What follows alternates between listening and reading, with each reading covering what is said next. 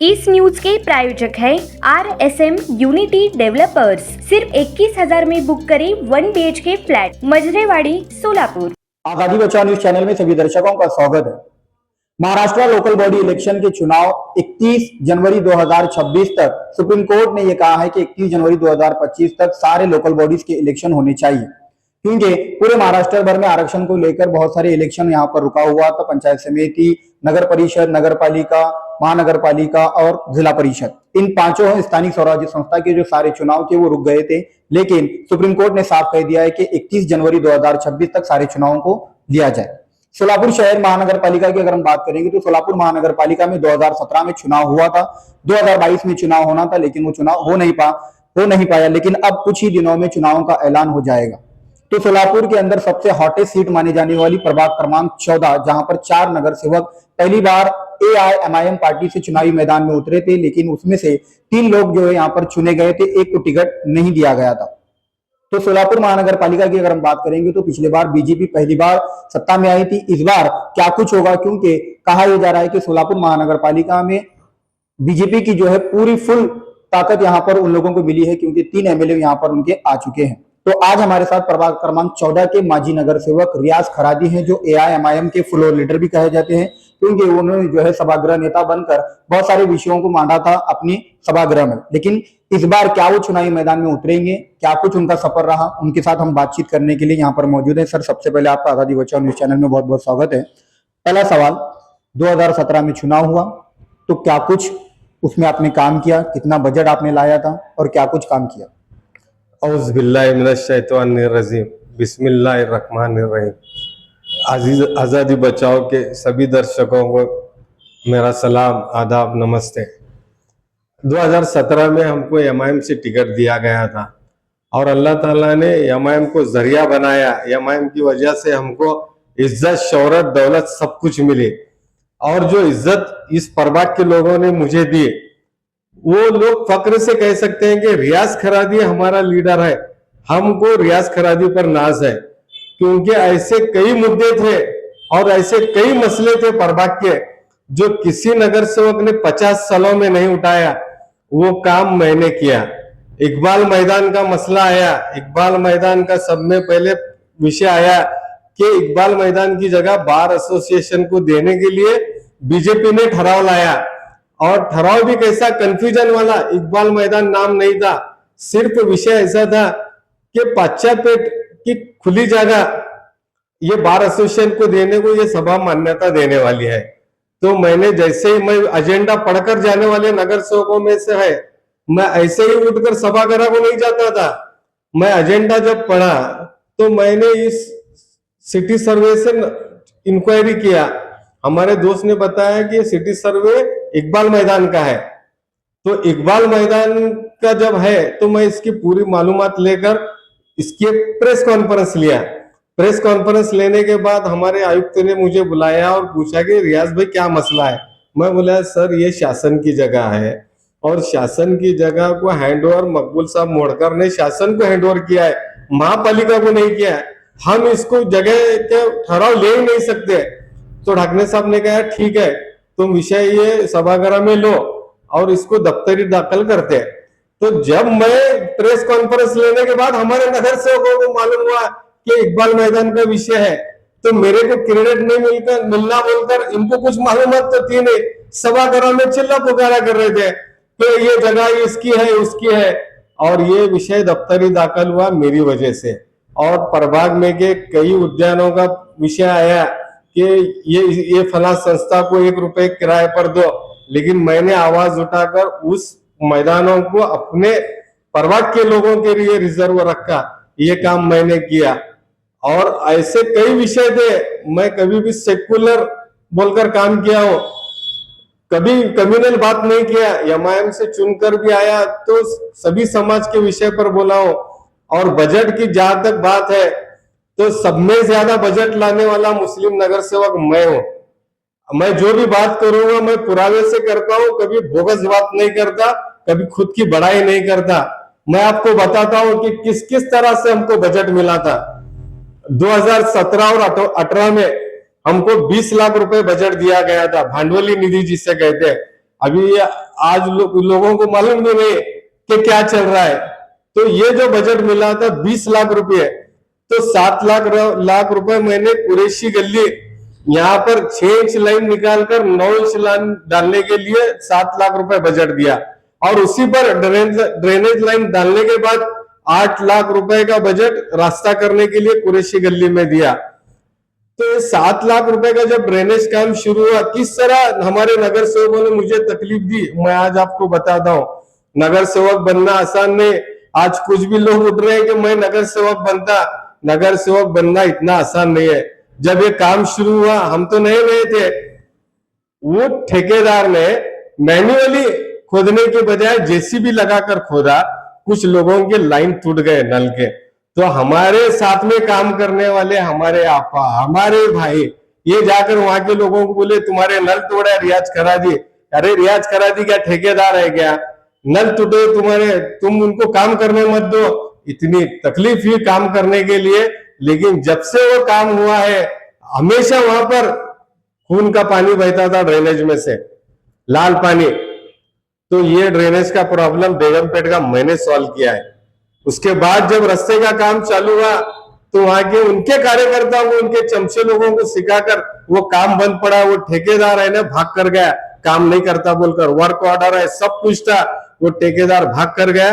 क्योंकि उस वक्त तो बिल मिलता था नहीं, 3-4 साल, काम भी लेट शुरू हुआ, और ये 8 लाख रुपए लैप्स हो गए। क्यों लैप्स हुए? उसके बजट को 3 साल की मुद्दत रहती है, 3 साल में काम करने का बजट। एक तो वहां पर काम लेट शुरू हुआ था, क्योंकि कोई ठेकेदार काम करने को तैयार नहीं था, बिल 3 साल 4 साल नहीं मिल रहा था। इस तरह से वो 8 लाख रुपए लैप्स हुए। उसके बाद 3 लाख रुपए अफजल होडगी घर थे मुश्ताक तलवार घरा पर्यंत रास्ता करने, यहाँ पर 3 लाख, इस तरह 13 लाख रुपए हुए। 8 7 15 17 लाख रुपए हुए, 18 लाख रुपए हुए।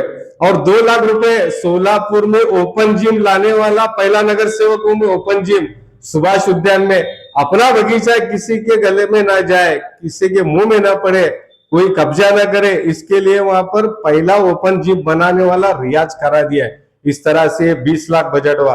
उसके बाद में 18-19 को बजट मिला ही नहीं, पैसा नहीं था महापालिका पास, बजट मिला नहीं।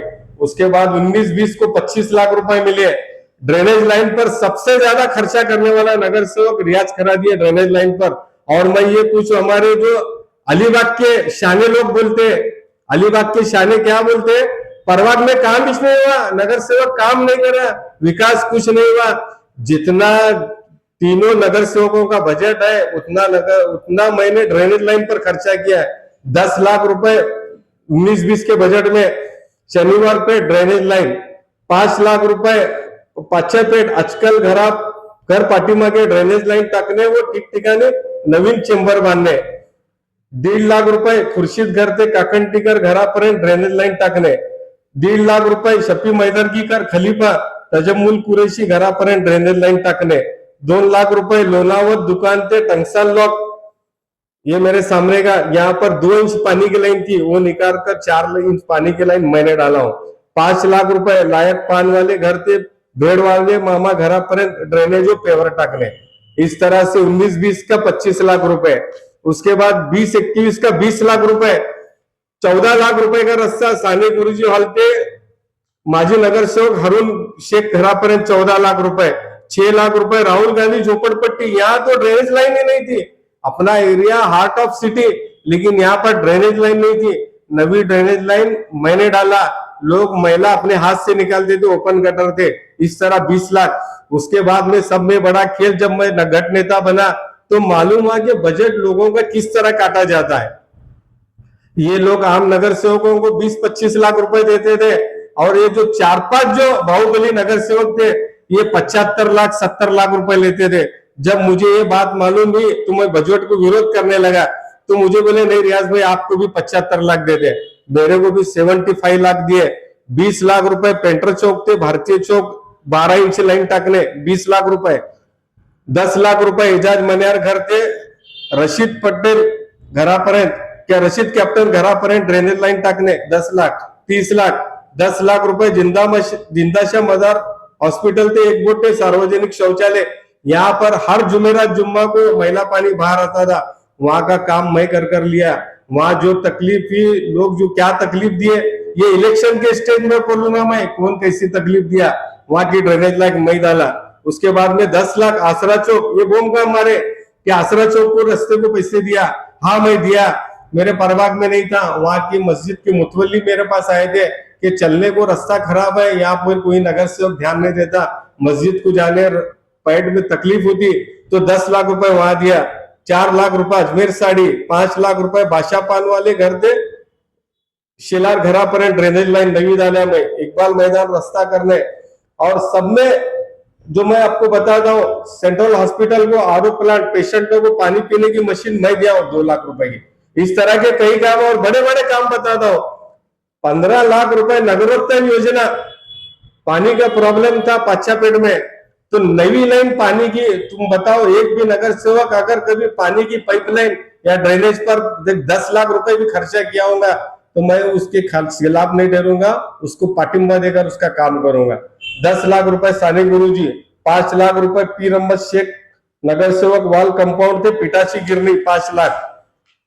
और सब में बड़ा जो चर्चा चल रही थी, सोशल हाई स्कूल के सामने का रास्ता, किडवाई चौक से लेकर पद्मचाली चौक तक रास्ता, ये लोग बोलते कि भरने मामा का बजट है। अगर कोई भी साबित करा कि ये रास्ता भरने मामा का नाम का है तो मैं उसको 50 लाख रुपए इनाम दूंगा। ये 4 साल पहले डिक्लेयर किया, आज भी बोलता हूं कि ये रास्ता मेरे नाम से प्रभाग क्रमांक 14D ये रियाज करा दिया था। और भरने मामा का पालक मंत्री का बजट नहीं रहता, ये लोग सैंक्शन कर दे। तो इस तरह से 87 लाख रुपए का रास्ता जब वो काम शुरू हुआ तो कांग्रेस के कुछ लोग वहां पर मस्जिदों के सामने बोगस रास्ता किए, 10-10 लाख रुपए बजट देकर वहां पर हमको रास्ता करने नहीं दिए। ये रास्ते को इतनी तकलीफ दिए, पूरे सोलापुर के गैंगवार 1 में और मेरे को अकेला कर रास्ते का उद्घाटन करने नहीं दे रहे थे। ये पाचापेट में काम रुकाने का काम कई लोगों ने किया। इन सब का भांडा फोड़ स्टेज पर होगा, इलेक्शन में होगा।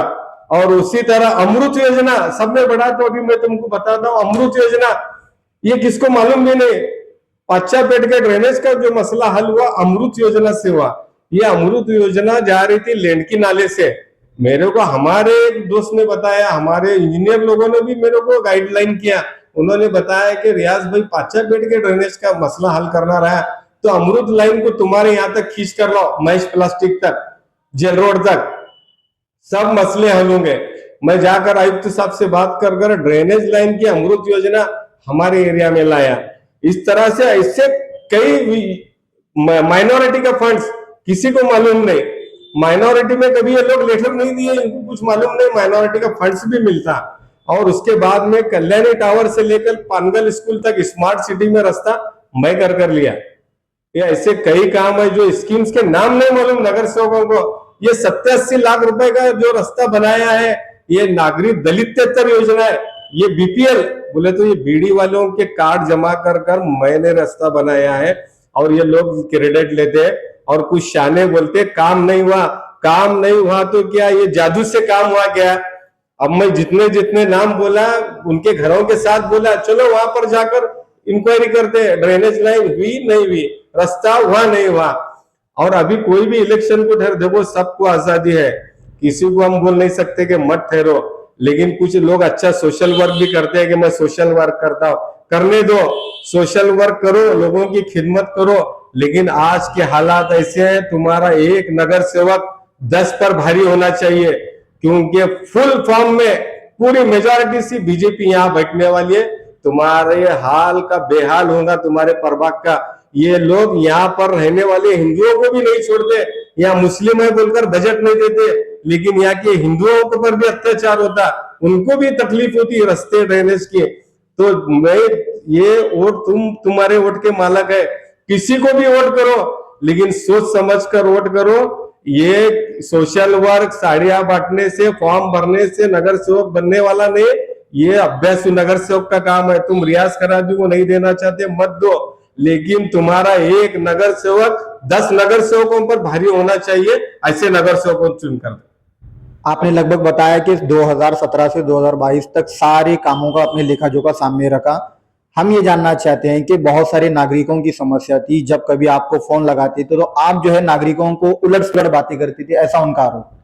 एक भी नागरिक अगर बोला रियाज खराबी उलट सुलट बात किया, सिर्फ मेरी एक इसका प्रॉब्लम ये एक मैटर मेरा बार बार चर्चे में लाते कि एक नागरिक मेरे को कॉल किया था पानी के लिए, मैं उसके खिलाफ कंप्लेंट दिया। यही बोलना चाहते हैं ना, तो आप सुनो उसकी बात, आप अच्छा हुआ ये बात आई। तो रात में 2:30 बजे एक फोन आया मेरे को कि मेंबर साहब बोल रहे हैं क्या, इस पर से सुनो, मैं फोन उठाता या नहीं उठाता। रात को 2:30 बजे फोन आया, मैं फोन उठाया तो मेंबर साहब है क्या? हाँ मैं मेंबर साहब बोल रहा हूँ। क्या हो मेंबर साहब, पानी नहीं आया तो बोलने गए। मैं बोला अरे पानी अभी नहीं आता हो, 5 बजे के बाद आता पानी, अभी तो रात को 2:30 बजे बज रहे। नहीं नहीं क्या ऐसा कैसा तुम करने लगे, तुम आराम से सो रहे, हमको पानी नहीं आ रहा। मैं बोला आएगा वो, मैं फिर भी कोशिश करता आएगा पानी आज। बोले ठीक है, ये बात भी। दूसरे दिन 3:15 बजे फोन आया, 3:15 बजे वही नंबर से, और मैं उठाया फोन, तो फोन उठाया एक लड़का दूसरे लड़के को बोल रहा ये मेंबर उठाया कि फोन बात कर। तो लड़का मेरे को वापस फोन करा, मेंबर साहब है क्या? हाँ मेंबर। क्या हो, क्या मेंबर है तुम करने लगे, पानी नहीं है वो, अभी हम नमाज पढ़ना क्या नहीं, वजू करने को पानी नहीं। मैं बोला ये कुछ तो चेष्टा मस्करी कर रहे। सुबह में मैं क्या किया, चाहता तो हमारे लड़कों को बोलकर वाद विवाद होता था, मैं क्या किया जाकर पुलिस में ये नंबर दिया और रिकॉर्डिंग दिखाया कि सर हम रात को है ना सोते, किसी की मैयत वगैरह भी या कोई दवा खाने का काम है बोलकर रिंग चालू रखते, तो ये लोग ऐसा मजाक कर रहे। तो वो साहब लेकर वो नंबर पे कॉल कर बुलाया, तो 20 साल का लड़का था, 20 साल का, कौन था क्या था उसको किसने सिखाया, ये सब स्टेज पर, इलेक्शन के स्टेज पर क्लियर होगा। मैं कभी भी अगर एक भी नागरिक बोला, सीनियर नागरिक, ये टपुरी छोकरों को छोड़ो, दोनों भी टपुरी लड़के थे, हाँ उनके नाम भी मेरे को मालूम है किसके है क्या नहीं, ये सब स्टेज पर खुलासा होगा। मैं एक भी नागरिक अगर बोलेगा रियाज खराबी उलट बोलता या फोन नहीं उठाता, मैं खुद ये इलेक्शन से पीछे हटूंगा। जिस तरह से जो है सोलापुर महानगर पालिका में आपने सीधे तौर पर कहा है कि आने वाले समय में बीजेपी यहाँ पर कब्जा बना सकती है, तो आपके जो संबंध थे एमआईएम पार्टी के साथ, वो कहीं ना कहीं संबंध पूरी तरह से टूट चुके हैं। और आपने जो है बीच में परिणीतिताई शिंदे के जो उनके बहन के मिस्टर हैं, उनके से बहुत सारी तस्वीरें लगाकर जो है आपने जो है कांग्रेस पार्टी की तरफ अपना झुकाव दिखाया था। तो क्या इस बार कांग्रेस पार्टी से ठहरेंगे या फिर एमआईएम से? नहीं नहीं, मेरा कांग्रेस पार्टी से कोई इरादा नहीं था। मैंने परिणीति शिंदे इनके बहन का एक कार्यक्रम किया था, वो इसलिए किया था कि वो लोग चाहते थे कि सोलापुर में कुछ चैरिटी करे। तो मैं उनको बोला था कि अगर हम यहाँ महिलाओं के लिए सोनोग्राफी सेंटर खोलते हैं फ्री में अगर हम सोलापुर में महिलाओं के लिए सोनोग्राफी सेंटर खोलने के लिए हम उनका एक कार्यक्रम किया था। मैं कभी किसी का, देखो रियाज खराबी का कोई लीडर, कोई भाई ताई वगैरह नहीं है, मैं अल्लाह पर भरोसा करता और मेरी जनता पर मुझे विश्वास है। रियाज खराबी का लीडर मेरा नबी है और मेरी पार्टी मेरी जनता है। मैं अल्लाह को मानने वाला हूँ, मैं किसी भाई ताई को मानने वाला नहीं हूँ। देखो इज्जत और जिल्लत देने वाला ऊपर वाला है। अगर मैं कांग्रेस से डरता तो यहाँ राहुल गांधी आकर वोटिंग करने वाले नहीं है, यहाँ की जनता वोटिंग करने वाली है। मैं तुम्हारे प्रभाग का गुरु और घमंड हूं, मैं कभी किसी को सरेंडर होकर बात नहीं करता, किसी की चापलूसी नहीं करता, किसी का स्टेटस नहीं रखता। एमआईएम से दूरी क्यों हुई? ये लोग अपने भाई को लॉन्च किए हमारे प्रभाग में, प्रभाग 14 में डोली बजा लगाकर घूमे कि हमारा भाई भावी नगर सेवक है। तो मेरे को गुस्सा आया कि कम से कम हमको बोलना चाहिए था, वो भी कौन लेकर घूम रहे, बाहर के नगर सेवक, यहाँ का नगर सेवक मैं है, तुम मेरे को बोलना था कि रियाज में मेरे को भाई को ठहरा करने का है, मैं खुद अपने नाम पीछे लेकर तुम्हारे भाई को मदद करता। तुम बोगस काम के उद्घाटन करे, 10 लाख रुपए का बजट ले बोलकर, वो बजट का काम हुआ नहीं। इसकी वजह से है ना, मैं उनकी फोटो नहीं डालकर असद साहब की फोटो डालकर रास्ते का उद्घाटन किया। तब से लोग मुझे पार्टी में बुलाते नहीं। मैंने कभी भी पार्टी के खिलाफ कोई काम किया नहीं, पार्टी के खिलाफ बोला नहीं, पार्टी के खिलाफ कोई काम कट कारस्थान किया नहीं। अब जो पार्टी का फैसला है, देखो उनकी मर्जी, उनकी पार्टी है, हमारे बाप की पार्टी नहीं, किसी के बाप की पार्टी नहीं है, वो सब कार्यकर्ताओं की पार्टी रहती है। तो जो जिसको करना है करे, मैं जनता के भरोसे पर हूं। अगर मुझ में काबिलियत रही तो जनता वोट करेंगी, नई काबिलियत रही तो हम अपने काम धंधे को लगेंगे। यानी कि अगर आपके भतीजे को जो है एमआईएम पार्टी टिकट देने, वो भी टिकट मांग रहे हैं, अगर भतीजे को टिकट देते हैं तो चाचा उनका काम करेंगे या फिर किसी और पार्टी से ठहरकर या फिर इंडिपेंडेंस ठहरकर ही जनता के सामने जाना? देखो मैं कोई लालची इंसान नहीं हूँ, अगर वो लोग मेरे भतीजे को टिकट देते होंगे तो बिल्कुल वेलकम है। मैं हूँ या भतीजा हूँ, भतीजा अगर टिकट लेता है तो बिल्कुल मैं उसके साथ हूँ। मैं हमारे घर में कोई वाद विवाद फसाद नहीं चाहता। हम लोग मेरे घर में सब क्वालिफाइड लोग हैं, डॉक्टर, इंजीनियर, जज, वकील, टीचर, प्रोफेसर सब है। तो हमारे घर में ऐसा नहीं है कि हम कोई कॉर्पोरेशन की जगह पर हॉल पर कब्जा किए और मेरा चुनकर आना जरूरी है, ऐसा कुछ नहीं है। अगर मेरे फैमिली वाले बोले शाहिद को टिकट मिलती है तू घर में बैठ, मैं बिल्कुल अपने घर में बैठूंगा। और हमारा भतीजा चुनकर आया तो उसको पूरी उसको गाइड करूंगा। लोगों की खिदमत करने का मौका उसको मिलता है तो उसको पूरा गाइड करूंगा। आखिर में क्या संदेश देना चाहेंगे कि आने वाले महापालिका चुनाव में रियाज खरादी इंडिपेंडेंस ठहरेंगे, पार्टी से डरेंगे या फिर किसी का सपोर्ट करेंगे, या फिर जो निधि आपने लाई है वो आने वाले जो नगर सेवक जो इस वक्त भावी नगर सेवक के तौर पर सामने आ रहे हैं उनको क्या संदेश देना चाहेंगे? मैं आपके चैनल से हमारे प्रभाग की जनता को यही संदेश दूंगा कि अब जो आने वाला चुनाव है ये बहुत सोच समझ कर वोटिंग करने वाला है, करने का टाइम है। तो इस वक्त जो आपके यहाँ से नगर सेवक जाएंगे वो सभी समाज को साथ लेकर कौम की खिदमत करने का जज्बा रखने वाले लोगों को चुन कर दो। शाइनिंग करने वाले शोबाज नगर सेवकों को मत दो। जो भी काम होगा वो अल्लाह को डर कर करने वाला काम करने वाला नगर सेवक होगा। और कारपोरेशन की जो जगह ये इनके बाप दादा की खिरापत समझ को जो लूट लिए, ऐसे नगर सेवकों तो बिल्कुल चुनकर मत दो। एक अच्छे इंसान को चुनकर दो जो जाकर तुम्हारी समस्याओं का हल मांगे, उनके से जवाब तलब करे कि ये क्यों होता है। मेरे 100 वीडियो और सभागृह में भाषण करते हुए मैं जब भी भाषण करने के लिए उठता था पूरा सभागृह शांत होता था। और कुछ बेवकूफ बोलते अरे शेर व शायरी करता, उर्दू जबान को सभागृह में लाने वाला अकेला नगर सेवक है। मैं अपनी उर्दू जबान को शेर शायरी के जरिए सभागृह में लाया। लोग शांत होकर मेरी शेर व शायरी सुनते थे। 1 घंटा बम मारने की बजाय 2 शेर में पूरा खत्म करता था किस्सा।